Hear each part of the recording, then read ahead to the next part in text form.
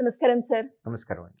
సరే, ఇండియన్ నేవీలో ప్రతి ఒక్కరికి ఎస్పెషల్లీ యూత్‌కి ఒక్కసారన్నా అక్కడికి వెళ్ళి నేను జాబ్ చేసి నేను ఇండియన్ అని చూపించుకోవాలి అన్నది ప్రతి ఒక్క యూత్‌కి, ఆడియన్స్‌కి అయితే ఉంటుంది. సో, వాటికి సంబంధించి నోటిఫికేషన్స్ ఎప్పుడెప్పుడొస్తాయి? ఎలా అప్లై చేసుకోవాలి? దానికి క్వాలిఫికేషన్ ఎలా ఉంటుంది? అన్న ఇన్ఫర్మేషన్ చాలా తక్కువ మందికి అవేర్‌నెస్ ఉంది అని చెప్పొచ్చు. సో, అందులో ఎవరైనా కూడా జాయిన్ అవ్వాలి అంటే దానికి సంబంధించి లేటెస్ట్ నోటిఫికేషన్స్ ఏమైనా వచ్చాయా? వస్తే ఎప్పుడు లాస్ట్ డేట్? ఏ విధంగా అప్లై చేసుకోవాలి? మనకి త్రివిధ దళాలని ఉన్నాయండి. Armed forces, army, air force, navy. ఈ మూడిట్లో రెగ్యులర్ నోటిఫికేషన్స్ వస్తాయి. అది త్రూ ఎన్డీఏ తీసుకోవచ్చు, లేదంటే రీసెంట్గా ఒక 3 years నుండి అగ్నివీర్ అని తీసుకుంటున్నారు. ఎస్ఎస్సి అని ఉంది, అంటే short service commission, not staff selection. అది డిఫరెంట్ అండి. అవునవును. వీటికి వచ్చేసేటప్పటికి షార్ట్ సర్వీస్ కమిషన్ అంటాం.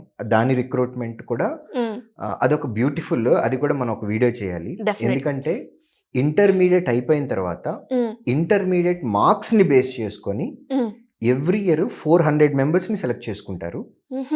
వాళ్ళకి బీటెక్ వాళ్ళే చేయిస్తారు. నేవల్ కాలేజెస్ ఉంటాయి, ఆర్మీ కాలేజెస్ ఉంటాయి.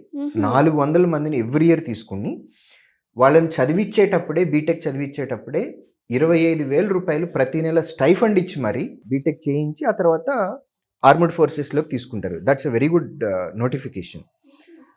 తర్వాత ఇప్పుడు వచ్చిన లేటెస్ట్గా రీసెంట్గా ఒక నోటిఫికేషన్ వచ్చిందండి. ఇది కంప్లీట్గా నేవల్ సంబంధించిన నోటిఫికేషన్. దీనిలో 260 ఎగ్జిక్యూటివ్ పోస్టులని ఫిల్ చేయబోతున్నారు.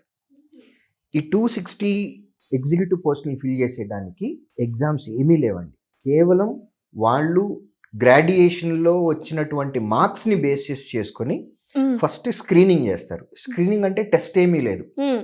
ఎన్ని అప్లికేషన్లు అయితే వచ్చినాయో పోస్ట్కి 1:10 రేషియోలో 260 వేకెన్సీల కోసం తీసుకుంటున్నారు. సో 2600 ప్రొఫైల్ని ఫస్ట్ సెలెక్ట్ చేస్తారు. అదే స్క్రీనింగ్. ఇది కంప్లీట్గా మెరిట్ బేసిస్ మీద వాళ్ళకి గ్రాడ్యుయేషన్లో వచ్చిన మార్కుల్ని ఆధారంగా తీసుకుంటారు. 2600 మందిని. తర్వాత ఎస్ఎస్బి అని ఉంది, service selection board.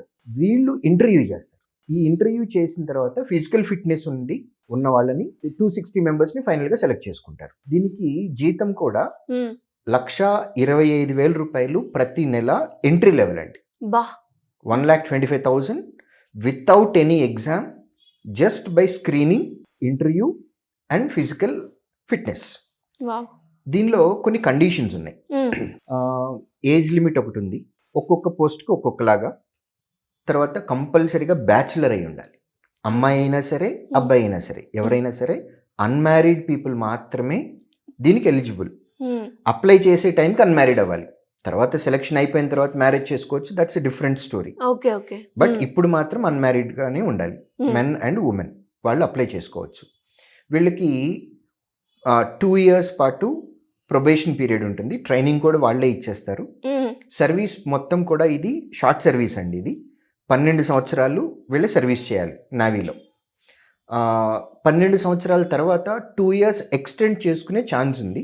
12 years service అయిపోయిన తర్వాత పర్మనెంట్ సర్వీస్ ఇంకొకటి ఉంటుంది. ఇది షార్ట్ సర్వీస్ అన్నాం. పర్మనెంట్ సర్వీస్కి తీసుకోవాలా లేదా అనేది నేవల్ ఆఫీసర్స్ యొక్క డెసిషన్. అప్పుడేమన్నా మళ్ళీ ఎగ్జామ్ ఉంటుందా? లేదండి, అప్పుడే జస్ట్ ఇంటర్వ్యూనే ఉంటుంది. మన కాంటాక్ట్ని బట్టి, మన వర్క్ నచ్చినట్లయితే కనుక డైరెక్ట్గా పర్మనెంట్ సర్వీస్లోకి తీసేసుకుంటారు. లేదంటే కనుక 12 years తర్వాత ఎక్స్టెండ్ అయితే ఇంకొక 2 years వస్తుంది. ఆ తర్వాత బయటకు వచ్చేసేయచ్చు. సో దీనిలో మనకు ఉండేటటువంటి పోస్టులు కూడా ఎలా ఉంటాయంటే పోస్టుని బట్టి క్వాలిఫికేషన్ అండి. దీనికి ఎవరెవరు ఎలిజిబుల్? బీఈ బీటెక్ వాళ్ళు ఎలిజిబుల్ ఉన్నారు, బీఎస్సీ వాళ్ళు, బీకామ్ వాళ్ళు ఎలిజిబుల్ ఉన్నారు, ఎంబీఏ ఎంసీఏ వాళ్ళు కూడా ఎలిజిబిలిటీ ఉన్నారు. కాకపోతే అన్ని పోస్టులకి వీళ్ళందరికీ ఎలిజిబిలిటీ ఉండదు. పోస్టుని స్పెసిఫిక్ చేసుకొని ఇప్పుడు లాజిస్టిక్స్ మేనేజర్ అని ఉంది అండి, లాజిస్టిక్స్ ఎగ్జిక్యూటివ్. సో లాజిస్టిక్స్కి ఏంటి అని అంటే బీఎస్సీ బీకామ్ చదివి పీజీ డిప్లొమా ఇన్ ఫినాన్స్ కానీ, లాజిస్టిక్స్లో కానీ, సప్లై చైన్ మేనేజ్మెంట్లో కానీ పీజీ డిప్లొమా చేస్తే వాళ్ళు అప్లై చేయొచ్చు. ఎంబీఏ ఎంసీఏ వీళ్ళు అప్లై చేయొచ్చు. అగైన్ బీటెక్ పీపుల్ కూడా అప్లై చేయొచ్చు ఈ లాజిస్టిక్స్ అనే దానికి.